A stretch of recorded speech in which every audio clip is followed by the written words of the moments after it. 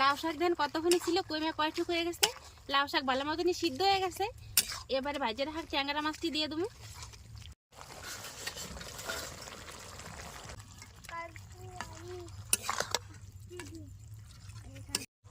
এই যে মাছ ভাজাগুলো দিয়ে ভালো মতো মিশাই দিছি। এবার আর 1 মিনিটের নিকে আমি গামলা দিয়ে রেখে দেবো, যাতে মাছের ভিতরে নুন ঝাল ভালো মতো ঢুকে। আবারও প্রায় মিনিট দিয়ে হয়ে গেছে। এবার ঢাকনাটা সরাই দেবো।